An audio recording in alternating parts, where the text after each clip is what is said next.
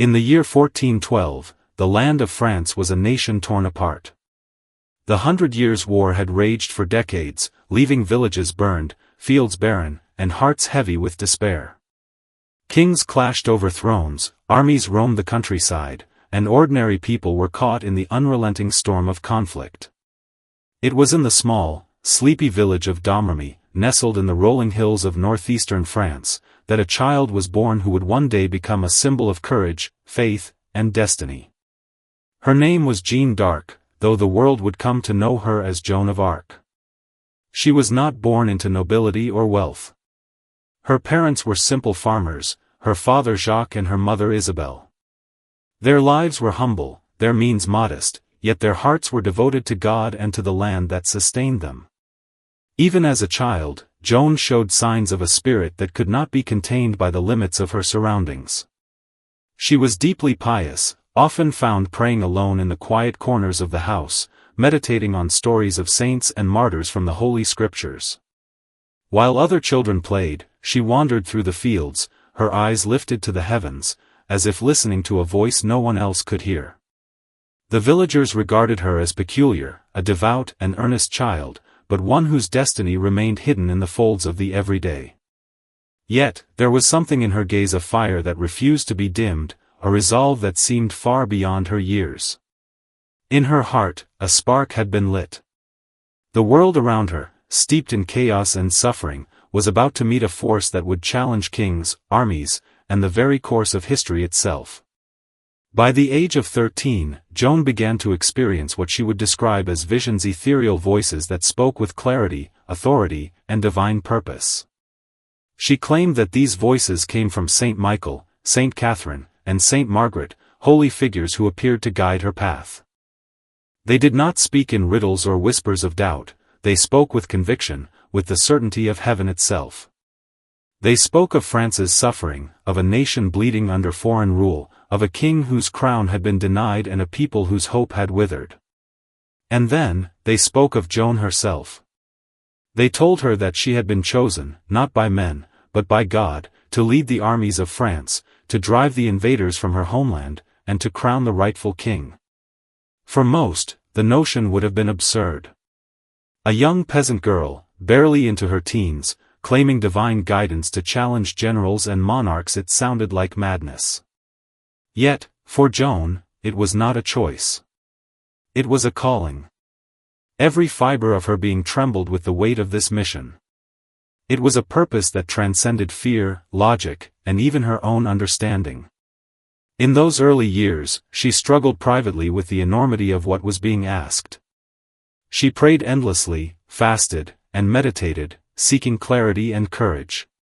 She begged the voices for reassurance, for guidance, and for the strength to carry out the mission that seemed impossible. And each time, the answer was the same, unwavering, divine instruction. Go. Lead. Save France. Her family, while devout themselves, could not fully grasp the enormity of what their daughter claimed. But they loved her, and they allowed her the space to follow the mysterious path that had chosen her. The villagers whispered about her, some with admiration, some with suspicion, but all agreed on one thing: there was something extraordinary about Joan. By the time she reached her 16th year, Joan had fully committed herself to this divine mission. She cut her hair short, donned a simple tunic to signify her departure from the constraints of ordinary life, and prepared to step into a world that had no place for a girl of her age, yet would soon be forced to recognize her power. At 16, Joan left her quiet village, riding through forests and hamlets to reach Vaucouleurs, where she sought the support of local leaders for her unprecedented cause. She demanded an audience with the town commander, a man who had known the endless ravages of war, a man hardened by years of fighting, yet skeptical of miracles and visions. When she arrived, she spoke with a voice that was calm, unwavering, and filled with conviction. "I am sent by God," she said. "I must see the Dauphin, Charles, and help him claim his rightful crown. I am to drive the English from France, and to restore hope to our people." The commanders laughed at her audacity. Who was this girl, a peasant, to command armies and give orders to men hardened by battle? And yet, There was something in her demeanor, a certainty, a fire, an unshakable faith that made them pause. They could not dismiss her entirely, for she carried a conviction that seemed larger than life itself. Word of her arrival and her claim to divine mission traveled quickly, reaching the court of Charles VII, the disinherited Dauphin of France. He was a young prince, wary of ambition and betrayal, surrounded by advisers who urged caution. When Joan arrived at his court, she was met with disbelief, skepticism, and derision. She was just a girl, a peasant, yet she spoke as if she had been raised among kings, with a wisdom and authority that commanded attention. Joan did not falter. She spoke directly to Charles, her eyes meeting his with unwavering intensity. "Your crown is your destiny," she said. "The people look to you. The voices of heaven have chosen you, and I am sent to ensure that you ascend to your rightful place." The court murmured. They were not used to such boldness, such clarity from someone so young, someone so insignificant in status. Yet, within the heart of the prince, something stirred. Perhaps it was the hope that had long been absent, perhaps it was the power of conviction that could not be ignored. Charles chose to place his trust in her, a decision that would change the course of history. With the blessing of Charles and the support of a small group of loyal soldiers, Joan prepared to march toward her first battle, the Siege of Orleans, a campaign that would test her courage, her faith, and the very strength of her convictions. She was 16, a girl with no formal military training, no experience in war, and yet a commander whose presence would inspire armies and terrorize her enemies. The girl who had once tended sheep in quiet fields was now a beacon of hope, a living testament to the power of belief, and a force destined to defy the expectations of men and the chaos of a war-torn nation. The year was 1429, and the city of Orleans lay under siege. For months, French soldiers had been trapped behind crumbling walls, starved of supplies, and plagued by fear. The English forces, relentless and ruthless, believed the city would fall and the French resistance would crumble into despair. Into this darkness rode a girl of 16, clad in simple armor, her hair cropped short, carrying a white banner adorned with the names of Jesus and Mary. Her presence was almost otherworldly, a spark of light amidst the gloom. Soldiers, exhausted and disheartened, saw in her something they had long forgotten: hope. Joan did not pretend to be a military genius. She did not rely on strategy alone. She relied on something far stronger: faith. She walked among the soldiers, spoke to them, prayed with them, and reminded them of the cause that had been almost lost: the liberation of their homeland and the restoration of their rightful king. The battle began not with the clash of armies, but with the courage of a single heart. Joan led the French forces from the front. She was a whirlwind in the chaos, fearless and resolute. Arrows rained upon her, cannon fire shook the earth, yet she refused to yield. When an arrow struck her shoulder, she barely faltered, pressing forward with a determination that seemed fueled by divine strength. The soldiers followed her not because of rank, but because of belief. Belief that they could succeed, belief that they were fighting for something larger than themselves, belief that a girl had been chosen by God to lead them to victory. And slowly, the tide began to turn. Through the streets and battlements of Orleans, Joan's presence was a beacon. She rallied the troops, inspired the weary, and struck fear into the hearts of the enemy. Within days, the siege began to falter. The French forces, once demoralized, were now infused with courage. The English, confident and arrogant, found themselves facing an unyielding will that they could not understand, a will that seemed beyond human.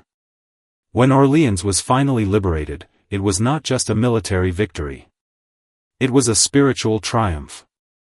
The people cheered, soldiers wept, and Joan of Arc, the Maid of Orleans, had begun to etch her name into the annals of history. In that moment, she was no longer a peasant girl, she was a symbol, a living testament to faith, courage, and the possibility of miracles. Liberation brought momentum. Joan, undeterred by fatigue or fear, urged the young Dauphin, Charles VII, to advance to Reims, the city where kings of France were traditionally crowned. This journey was not without peril. Enemy forces sought to block their path, towns were fortified, and the winter's chill made the march grueling. Yet Joan's resolve never wavered. She believed that the coronation was essential, not just for political legitimacy, but for the soul of France itself. When Charles finally entered Reims Cathedral, he was a young man transformed by the faith and courage of the girl who had guided him through peril. On July 17, 1429, he was crowned King of France, his coronation a moment of light after decades of darkness. Joan stood beside him, silent yet radiant, her eyes reflecting both triumph and the weight of the path that lay ahead. The crowning of Charles VII was more than a ceremony. It was the fulfillment of a prophecy, a divine validation of Joan's visions and her mission. Her enemies whispered in disbelief. How could a teenage girl, a peasant with no experience in war, have guided the destiny of a kingdom? And yet, the proof lay before them: a king crowned, a city freed, a nation inspired. For Joan, the coronation was not an end but a milestone. She continued to lead, to fight, and to inspire, knowing that her mission was far from complete. The Maid of Orleans had risen from obscurity to command armies, to influence kings, and to ignite the hearts of the people. Her courage was a force that even the most powerful could not ignore. The months following Reims were marked by victories and challenges. Joan's presence on the battlefield continued to bring success. Towns were liberated, enemy forces were routed, and the French army, once broken and demoralized, began to reclaim its strength. Yet, as often happens with greatness, triumph attracted envy and suspicion. Some within the French court resented a peasant girl wielding influence over the king. Political ambitions clashed with divine purpose. Whispers began to circulate, doubts about her visions, questions about her authority, suspicions of heresy. Even allies began to hesitate. Joan, however, remained steadfast. She understood that her mission was not subject to human judgment.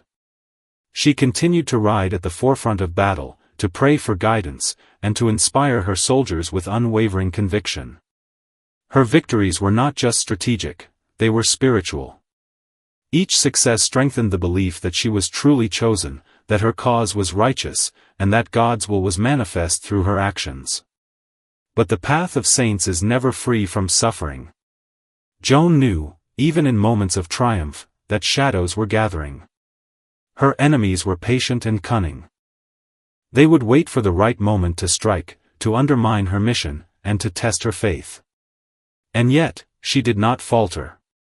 Her eyes remained fixed on the vision that had carried her from the quiet fields of Domremy to the heart of a nation in turmoil.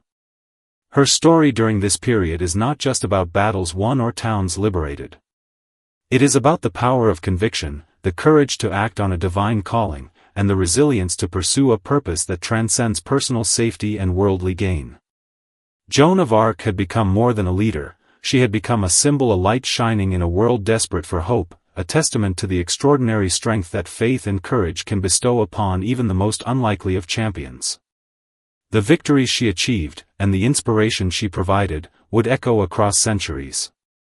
But as the forces of envy, politics, and vengeance began to converge, the young girl who had carried a nation on her shoulders was about to face the greatest trial of her life, a trial not of armies or strategy, but of faith, endurance, and ultimate sacrifice. Even the brightest flame casts shadows, and even the strongest heart faces trials beyond its control. By 1430, Joan of Arc's journey reached a crossroads. After years of victories and divine-guided triumphs, the girl who had inspired armies and crowned a king found herself confronting the stark reality of human betrayal. While Joan remained steadfast, those who wielded power around her grew wary. The king she had crowned, Charles VII, had secured his throne, yet some courtiers feared the influence of a peasant girl whose authority transcended their expectations. Enemies among the French nobility whispered, and the English forces, ever patient, waited for the opportune moment. That moment came near Compiègne, where Joan led a small force to defend a strategic town. Surrounded by Burgundian troops allied with the English, she fought bravely, unafraid of the overwhelming odds. Yet she was captured. Bound and disarmed, she was handed over to the English, her fate now in the hands of those who had long sought to see her silenced. At just 19, the Maid of Orleans, who had walked into battle with the courage of a seasoned general, was now a prisoner. Her body was confined, but her spirit remained untouchable. She prayed continuously, seeking strength from the voices that had guided her since childhood, voices that had promised her mission was righteous, even if the world turned against her. Her enemies saw only a young girl. God saw a warrior of the spirit. Joan's captivity led to one of the most infamous trials in history, conducted in Rouen by a court of English-backed clergy. The trial was not merely legal, it was a calculated effort to destroy her influence, discredit her visions, and assert control over the narrative of France's future. For months, Joan faced relentless interrogation. The questions were designed to trap her, to force her to deny her visions, to submit to the judgment of men rather than the authority of God. Scholars, priests, and judges pressed her on matters of theology, her dress, her behavior, and her claims of divine guidance. Every word was scrutinized, every hesitation weaponized. Yet Joan's intellect, though unlearned in formal education, was profound. She answered with clarity, humility, and unwavering conviction. When accused of heresy, she responded not with fear, but with truth. She had acted under divine instruction, guided by the voices of saints. When pressed on matters of faith, she answered with wisdom that confounded her interrogators. The trial was a crucible. The world sought to bend her, to crush her, to break the bond between the human and the divine within her. Yet she remained unyielding. Even as months of questioning wore on, even as her body weakened from imprisonment, her mind and spirit remained unbroken. The court, however, was determined. Politics and fear overrode justice. They were not content with merely silencing Joan, they sought her death. On May 30, 1431, Joan of Arc faced her final trial, the execution at Rouen. She was tied to a stake, the instruments of death arranged around her. Around her, the crowd gathered, some curious, some contemptuous, some moved by the gravity of the moment. A priest offered her a cross. In her hands, it became a lifeline, a connection to the divine that had guided her every step. She held it tightly, whispering the name of Jesus with every breath. The fire was lit. Smoke curled into the sky, carrying with it the spirit of a girl who had never wavered in the face of terror, who had never abandoned her mission, who had remained faithful when all else had faltered. Even in the flames, Joan's courage was evident. She did not scream. She did not beg for mercy. She embraced her fate as part of the divine plan, believing that her sacrifice was not the end, but the continuation of a story greater than herself. When the fire consumed her body, the executioner wept.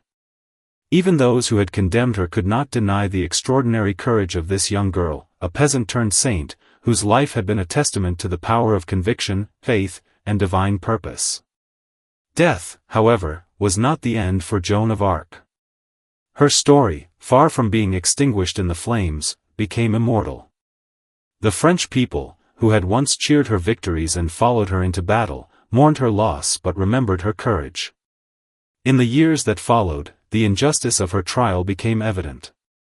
In 1456, the Church conducted a posthumous retrial, declaring Joan innocent of all charges, acknowledging the political manipulation that had led to her execution. Her canonization in 1920 by the Roman Catholic Church solidified her as a saint, a symbol of unwavering faith and moral courage.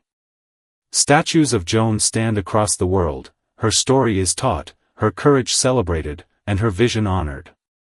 But Joan of Arc is more than history. She is a spiritual archetype, a beacon of light in times of darkness. She reminds us that courage is not the absence of fear, but the ability to act despite it. That faith, when held with conviction, can move mountains, inspire armies, and challenge the very foundations of human authority. Her life is a testament to the power of belief, the strength of purpose, and the enduring flame of human spirit. She was a girl, a warrior, a saint. She was, and remains, a living symbol that even the smallest voice, when aligned with truth and courage, can echo through centuries and alter the course of history. Today, Joan of Arc is remembered not only as the Maid of Orleans, but as the embodiment of courage, faith, and divine purpose. Her story transcends time, inspiring those who dare to follow their convictions, even in the face of overwhelming odds. In her life and death, Joan left a legacy that the world cannot forget, a legacy of hope, of vision, and of the extraordinary power of the human spirit guided by divine will. Joan of Arc's journey began in the quiet fields of Domremy, guided by visions and a voice that called her to a purpose far beyond her years. She rose to inspire armies, challenge kings, and illuminate the path of a nation in despair. Her victories were not measured merely in battle, but in the hearts she stirred, the faith she inspired, and the courage she ignited. Her trials and execution remind us that greatness is often met with opposition, that those who challenge the world may face betrayal, and that true faith is tested in the crucible of suffering. Yet her life proves that even in the darkest moments, conviction and divine guidance can transform history. She is a living testament to the extraordinary potential within each human soul, the potential to rise above circumstance, to act with courage, and to leave an indelible mark upon the world.